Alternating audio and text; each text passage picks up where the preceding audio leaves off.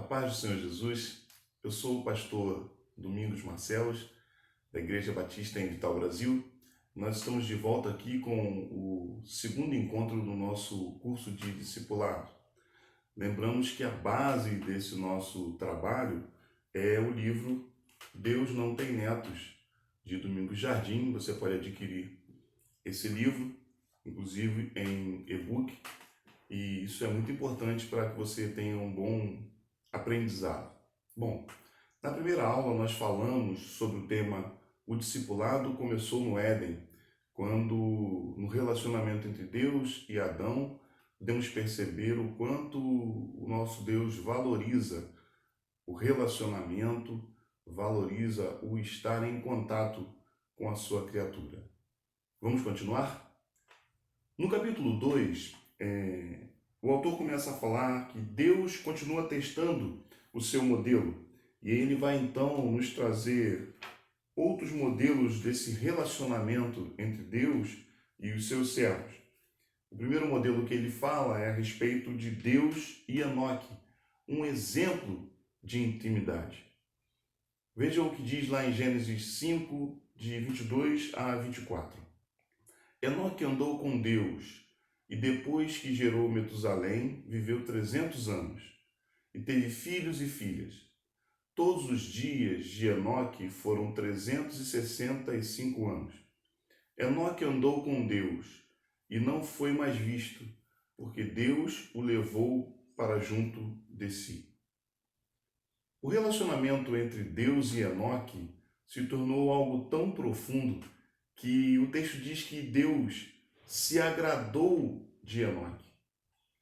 Deus se agradou de Enoque e o levou para perto de si, porque Enoque teve uma vida de intensa intimidade com o Senhor, gerada pelo discipulado. O discipulado, ele deve gerar essa intimidade com Deus. Deus, ele ocupa esse lugar central, o lugar de quem realmente cuida de nós. Mas é muito importante entendermos a importância também de nos relacionarmos com outras pessoas. É por isso que o autor destaca, até certo ponto, nas histórias bíblicas, Deus ocupava o lugar de discipulador. Contudo, depois de deixar o exemplo, Deus nos incumbiu dessa tarefa. Ele usará pessoas para cuidar de nós num ciclo contínuo de cristãos fiéis que cuidam uns dos outros em amor, para que sejam mais parecidos com Cristo e tenham plena intimidade com Deus. Algumas pessoas têm dificuldade em relacionamentos e entendem que esse relacionamento com Deus é algo único na vida cristã e independem de outras pessoas, da igreja ou de outros relacionamentos. Isso, infelizmente, tem se tornado uma coisa muito comum. O problema é o seguinte: há um grande perigo em andar sozinho. Em João 17, 20 a 23 diz: Não peço somente por estes, mas também por aqueles que vierem a crer em mim, por meio da palavra que eles falarem, a fim de que todos sejam um. E como tu, ó Pai, estás em mim e eu em ti, também eles estejam em nós, para que o mundo creia que tu me enviaste. Eu lhes transmiti a glória que me deste, para que sejam um, como nós o somos, eu neles e tu em mim, a fim de que sejam aperfeiçoados na unidade, para que o mundo conheça que tu me enviaste e os amaste, como também amaste a mim.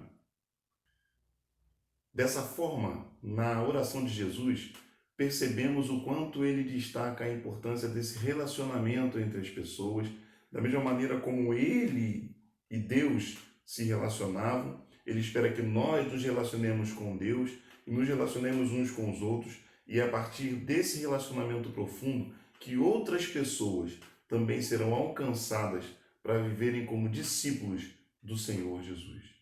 Por isso a gente precisa entender o seguinte: não existe discípulo solto, sozinho, sem compromisso com o corpo de Cristo.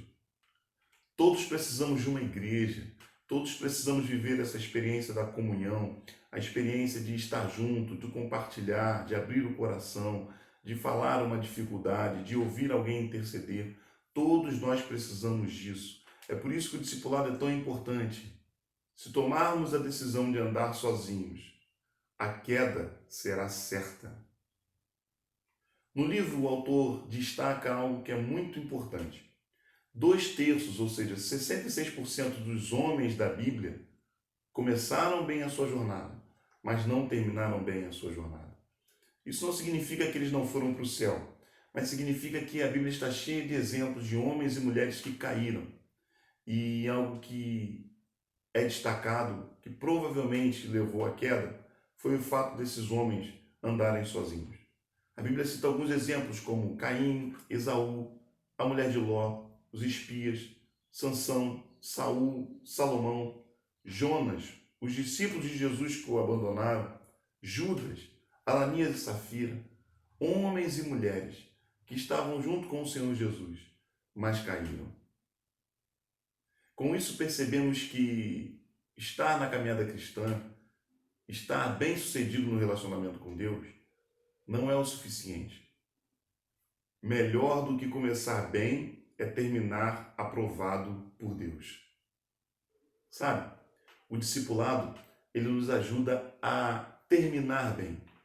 Nos ajuda a terminar bem porque nesse relacionamento, alguém que está junto conosco nos ajuda a fazer correções de rota. Na intimidade, nós podemos aprender a prestar contas. E a prestação de contas é algo fundamental no relacionamento de discípulo e discipulador. Entenda que esse prestar contas é um movimento para o crescimento do discípulo. É um movimento que vai permitir que o discípulo avance, porque ele vai retirar do caminho pequenas pedras que muitas vezes sozinhos não enxergamos ou por não sermos confrontados, não agimos contra elas. É importante esclarecer que prestar contas não é algo que caracterize o discipulador como um inquisidor, que cobra resultados mecânicos. É no sentido de termos um amigo com quem podemos contar e que nos ajuda a ser e fazer o melhor em Cristo. Quero trazer nesse momento o pastor Felipe Rangel, um grande amigo, foi meu discipulador, eu citei na última aula, para dar uma palavra a respeito disso com você. Olá, queridos irmãos, eu sou o pastor Felipe Rangel, da Igreja Batista Atitude em Duque de Caxias. Quero dar uma palhinha rapidinha para você sobre a importância da prestação de contas no discipulado. Queridos, embora a palavra prestação de contas possa soar algo negativo aos nossos ouvidos, ela é fundamental num discipulado transparente, num discipulado que caminha para a edificação do ser humano. A palavra de Deus nos diz em Provérbios 27:17, assim como o ferro afia o ferro, o homem afia o seu companheiro. Esse processo de afiar, esse processo de aparar as arestas, só é possível quando nós prestamos conta daquilo que estamos fazendo na nossa vida. Então é muito importante que o discípulo preste contas ao seu discipulador em diversas áreas da sua vida, na sua área espiritual. É muito importante que ele tenha essa intimidade com o seu discipulador para dizer se está tendo um momento a sós com Deus, está lendo a palavra, orando, buscando, se na sua vida ministerial a missão está acontecendo, se ele está fazendo outros discípulos, como é que está esse relacionamento. Também na vida familiar, a pessoa precisa compartilhar e dizer o que está acontecendo no seu casamento, no relacionamento com seus filhos, com seus pais. Por isso, a prestação de contas é, sim, fundamental no discipulado e aquele que quer crescer em Cristo precisa entender o compromisso disso. Eu espero que Deus abençoe sua vida. Um grande abraço. Fique na paz. Bem, vamos a mais um exemplo? Agora um exemplo de obediência. O exemplo entre Deus e Noé. Noé tem uma história linda, onde ele é encontrado por Deus numa geração corrompida e Deus dá uma ordem que é insana naquele momento. Observando o exemplo de Deus e Noé, temos um grande exemplo de obediência. A própria decisão de construir a arca mostra essa obediência. A Bíblia nos diz, em Gênesis 6, que Noé achou graça diante de Deus. A humanidade teve continuidade por causa da intimidade de Noé com Deus e da obediência a todos os seus decretos. O discipulado eficaz de um servo de Deus pode trazer bênçãos para muitas gerações. Você quer abençoar outras vidas, abençoar outras gerações? Então invista no discipulado. Bem, vamos continuar. O texto agora nos fala de outro exemplo, o exemplo de Deus e Abraão, um exemplo da necessidade da continuidade do discipulado. O autor vai dizer que o chamado de Deus foi primeiro para Tera, pai de Abraão. Por algum motivo, ele interrompe a sua caminhada e Deus não desiste do projeto, dando continuidade através de Abraão. A caminhada de Abraão com Deus foi um discipulado profundo, real, pessoal e prático. Se você conhece a história de Abraão, ela é uma história marcada por muita intimidade com Deus. Momentos em que Deus conversava com ele, Deus compartilhava as coisas com ele. Mas é importante observar também nessa caminhada que Deus exige de Abraão mudança. Deus exige que Abraão abandone algumas mentirinhas, coisas que ele fazia habitualmente. O discipulado precisa produzir essa mudança no discípulo. Deus está interessado na continuidade de seus propósitos. Ele deseja que os nossos filhos sigam a visão e missão dadas por ele. Veja o que o texto diz em Gênesis 17:1. Quando Abraão atingiu a idade de 99 anos, o Senhor apareceu a ele e disse: Eu sou o Deus Todo-Poderoso. Ande na minha presença e seja perfeito. Nós somos discípulos de Jesus e nesse processo de caminhada com Cristo, todos nós precisamos de mudança. Todos nós temos ajustes a fazer, ajustes que nos levam a uma vida de maior santidade. E o discipulado nos ajuda a isso.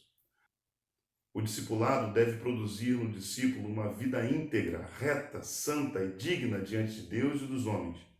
Se o discipulado não nos levar a isso, então não é discipulado. Abraão se torna um amigo de Deus. Lá em Gênesis capítulo 18, nós vemos ele intercedendo por Sodoma e Gomorra, e ele vai insistindo nessa intercessão, até que ao final Deus salva Ló e suas filhas. Veja como esse relacionamento entre Abraão e Deus produz um direcionamento direto de Deus para a vida dele. Vemos assim que Jesus, da mesma forma em relação a nós, está sempre produzindo em nós direcionamentos diretos e principalmente falando para nós fazermos aquilo que ele mesmo já fez, nos dando o exemplo. Isso é muito importante. Jesus nunca vai nos mandar fazer algo que ele não tenha feito enquanto estava aqui. O discipulado deve gerar em nós a humildade de Cristo, o amor de Cristo, a alegria de Cristo, a fé e a determinação de Cristo. Assim seremos submissos ao Pai como Cristo, amaremos como Cristo e viveremos como Ele viveu. Ele nos mandou fazer discípulos, porque primeiro Ele fez muitos discípulos. Ele nos mandou cuidar das ovelhas perdidas, porque primeiro Ele cuidou delas. Ele nos mandou pastorear, porque primeiro Ele pastoreou. Depois que fez tudo isso, Ele nos diz: agora façam como eu fiz. Bem, chegamos ao final de mais um estudo. E agora eu quero deixar com você algumas questões que vão ajudar a fixar tudo aquilo que foi falado neste segundo encontro. Como o discipulado um a um pode gerar intimidade com Deus? A expressão "não existe discipulado solto" é muito importante neste tópico. Explique a relação dela com outra expressão do mesmo tópico. A Bíblia nos mostra que 2/3 dos homens e mulheres relatados em suas histórias não terminaram bem sua trajetória. Intimidade com Deus gera obediência, e a obediência de um discípulo gera benefícios para toda uma geração, como foi o caso de Noé. Discorra sobre essa afirmação. Em que sentido o discipulado pode garantir a continuidade dos propósitos de Deus? Hoje observamos exemplos bíblicos de pessoas que desenvolveram um relacionamento profundo com Deus. Busque um relacionamento profundo com Deus. Busque um relacionamento com alguém, um discipulador. E aí, você está orando por isso? Lembre-se que o discipulado não é desenvolvido em um curso. O verdadeiro discipulado é desenvolvido vida na vida. Acesse os nossos canais, mantenha contato conosco. Será um prazer ouvi-lo e responder às suas perguntas.